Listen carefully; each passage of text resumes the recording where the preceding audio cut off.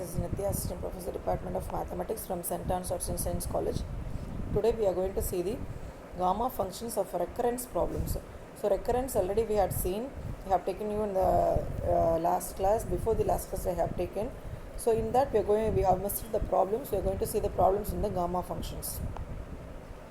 So problems in recurrence formula for gamma functions. So first one note is there. Gamma of n plus a equal to n plus a minus 1, n plus a minus 2 up to a into gamma of a, where n is a positive integer. Now we have to see the problem. Proof that integral over 0 to infinity e power minus ax into x power n minus 1 into dx, which is equal to gamma n by a power n.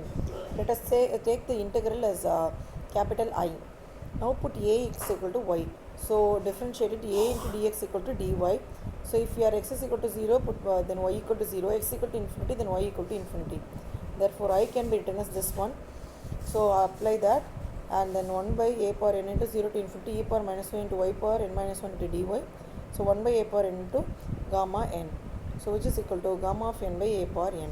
Hence proved. Next question. Prove that gamma n equal to 2 into root integral over 0 to infinity e power minus y squared into y power 2n minus 1 into dy. Let us take the given term as capital I. Put y squared equal to x, then 2y dy equal to dx. Therefore dy can be dx divided by 2y. So dx divided by 2 into root of x. Now apply the whole thing and you will get the answer as root n. Sorry, gamma n. Third question. Evaluate 1 by n into 0 to infinity e power minus x the whole power 1 by n dx. So I equal to this one. Let x power 1 by n equal to y.